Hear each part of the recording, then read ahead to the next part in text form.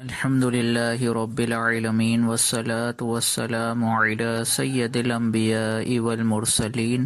اما بعد فاعوذ باللہ من الشیطان الرجیم بسم اللہ الرحمن الرحیم۔ الحمد للہ عز و جل خواتین کی نماز کورس کے حوالے سے لیکچرز کا سلسلہ جاری ہے۔ گزشتہ لیکچر میں ہم نے اس بارے میں کلام سماعت کیا تھا کہ وہ کون سے کام ہیں کہ جن کو نماز میں کرنا مکروہ تحریمی یعنی گناہ ہے، اور اس پر الحمدللہ ہمارا کلام مکمل ہو چکا ہے۔ آج کے لیکچر میں انشاءاللہ عز و جل ہم نماز کی سنتوں کے حوالے سے کلام سماعت کریں گے۔ تو پوری نماز میں کیا کیا چیزیں سنت ہیں اس بارے میں ہم تفصیلی کلام سماعت کریں گے، اور اس میں کوشش یہ کی جائے گی کہ سنتوں کو ارکان کی ترتیب کے اعتبار سے بیان کیا جائے، یعنی جس رکن کو نماز میں پہلے ادا کیا جاتا ہے اس کی سنتوں کو پہلے ذکر کیا جائے، اور جس رکن کو بعد میں ادا کیا جاتا ہے اس کی سنتوں کو اس کے بعد بیان کیا جائے۔ تو سب سے پہلے ہم تکبیر تحریمہ کی سنت سماعت کرتے ہیں۔ تکبیر تحریمہ کے حوالے سے آپ کو بتایا گیا تھا کہ تکبیر تحریمہ کو تکبیر تحریمہ اس لیے کہا جاتا ہے کہ چونکہ اس تکبیر کے لگانے سے پہلے وہ تمام کام جو ہمارے لیے حلال ہوتے ہیں، اس تکبیر کے لگاتے ہی وہ تمام کام ہمارے لیے حرام ہو جاتے ہیں، تو اس وجہ سے اس کو تکبیر تحریمہ یعنی حرام کر دینے والی تکبیر کہا جاتا ہے۔ تو اس کی سنتیں کیا کیا ہیں؟ تو تکبیر تحریمہ کی سنتوں میں سے پہلی سنت یہ ہے کہ بہنوں کے لیے کندھوں تک ہاتھ اٹھانا سنت ہے، یعنی بہنیں بھائیوں کی طرح کانوں تک ہاتھ نہیں اٹھائیں گی بلکہ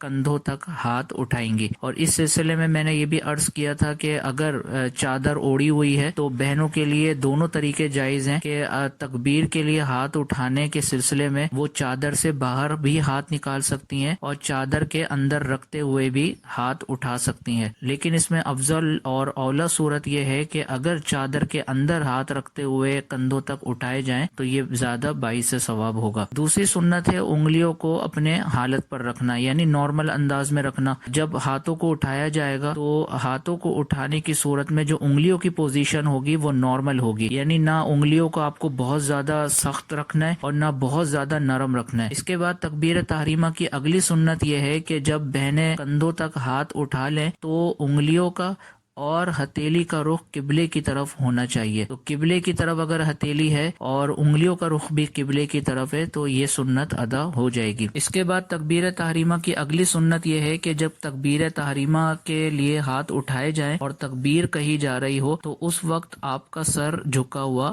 نہ ہو، یعنی نارمل انداز میں سر اٹھا ہوا ہو، نیچے کی طرف جھکا ہوا نہ ہو۔ اس کے بعد اگلی سنت ہے تکبیر شروع کرنے سے پہلے دونوں ہاتھوں کو اٹھا لینا، یعنی ایسا نہ ہو کہ تکبیر آپ پہلے شروع کر دیں اور ہاتھوں کو بعد میں اٹھائیں، یہ خلاف سنت ہو جائے گا۔ طریقہ یہ ہے کہ پہلے دونوں ہاتھوں کو آپ کندھوں تک اٹھائیں گی اور اٹھانے کے بعد آپ کو تکبیر کہنا شروع کرنی ہے۔ اس کے برعکس اگر آپ نے کیا تو یہ سنت ترک ہو جائے گی اور اس صورت میں ثواب بھی حاصل نہیں ہوگا۔ اس کے بعد تکبیر تحریمہ کی آخری سنت یہ ہے کہ تکبیر کہنے کے فوراً بعد بغیر کوئی تاخیر کیے ہاتھوں کو سینے کے نیچے باندھ لینا، یعنی طریقہ کار یہ اختیار نہیں کیا جائے گا کہ تکبیر کہنے کے بعد آپ ہاتھوں کو پہلے نیچے کی طرف چھوڑ دیں اور اس کے بعد پھر ہاتھ باندھ دیں، یہ طریقہ درست نہیں ہوگا، بلکہ جیسے ہی تکبیر آپ کو کہنا شروع کریں تو ڈائریکٹ آپ کو ہاتھ سینے کی طرف لے جانے ہیں اور سینے کے نیچے باندھ لینے ہیں۔ تو آج کی جو ہم نے تکبیر تحریمہ کی سنتیں سماعت کی ان کا ہم خلاصہ سن لیتے ہیں۔ پہلی سنت ہم نے پڑھی دونوں ہاتھوں کو کندھوں تک اٹھانا، دوسری سنت ہم نے پڑھی انگلیوں کو نارمل انداز میں رکھنا، تیسری سنت ہم نے پڑھی انگلیوں اور ہتھیلیوں کا رخ قبلے کی طرف رکھنا، چوتھی سنت ہم نے پڑھی تکبیر کے وقت سر نہ جھکانا، پانچویں سنت ہم نے پڑھی تکبیر شروع کرنے سے پہلے دونوں ہاتھوں کو اٹھا لینا، اور چھٹی سنت ہم نے پڑھی کہ تکبیر کہنے کے فوراً بعد ہاتھ سینے کے نیچے باندھ لینا۔ تو یہ تھی تکبیر تحریمہ کی سنتیں۔ اب انشاءاللہ عز و جل ہم قیام کی سنتیں سماعت کریں گے۔ قیام کی پہلی سنت یہ ہے کہ عورت کا سینے کے نیچے الٹا ہاتھ رکھ کر اس پر سیدھا ہاتھ رکھنا، یہ عورت کے لیے سنت ہے۔ اس کے بعد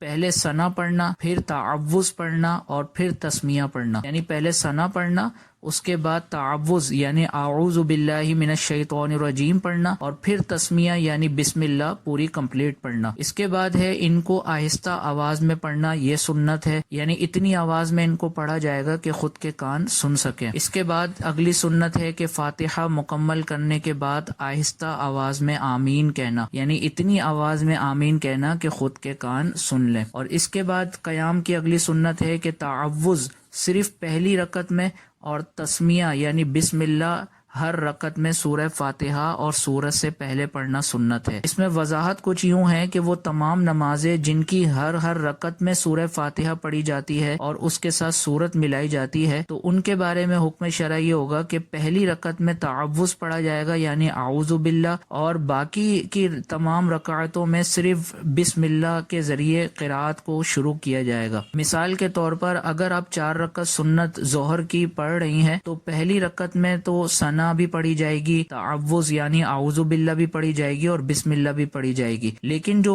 دوسری، تیسری اور چوتھی رکعت ہے ان میں جب آپ کھڑی ہوں گی قرات کرنے کے لیے تو بسم اللہ پڑھ کر سورہ فاتحہ کا آغاز کرنا ہے، اور سورہ فاتحہ کو مکمل کرنے کے بعد جب سورت ملائیں گی تو سورت شروع کرنے سے پہلے بھی بسم اللہ پڑھنا سنت ہے۔ اسی طرح اگر آپ ظہر کی 4 رکعت فرض پڑھ رہی ہیں تو 4 رکعت فرض میں شروع کی 2 رکعتوں میں سورہ فاتحہ پڑھی جاتی ہے اور سورت ملائی جاتی ہے، تو ان 4 رکعتوں کی پہلی رکعت میں ثنا بھی پڑھی جائے گی، تعوذ بھی پڑھا جائے گا اور تسمیہ بھی پڑھا جائے گا، اور دوسری رکعت میں صرف تسمیہ پڑھ کر سورہ فاتحہ کا آغاز کریں گے، اور سورہ فاتحہ پڑھنے کے بعد سورت شروع کرنے سے پہلے تسمیہ پڑھنا سنت ہے۔ تو امید ہے کہ تکبیر تحریمہ اور قیام سے متعلق سنتیں آپ کو سمجھ میں آ گئی ہوں گی۔ اللہ عز و جل کی بارگاہ میں دعا ہے کہ اللہ عز و جل مسائل شرعیہ کو اچھے طریقے سے یاد رکھنے، سمجھنے اور ان کو دوسروں تک پہنچانے کی توفیق عطا فرمائے، آمین، بجاہ النبی الامین صلی اللہ تعالی علیہ وسلم۔ آپ دیکھ رہے ہیں PATF Islamic info YouTube channel. مزید اسلامک ویڈیوز کے لیے ہمارا چینل سبسکرائب کریں۔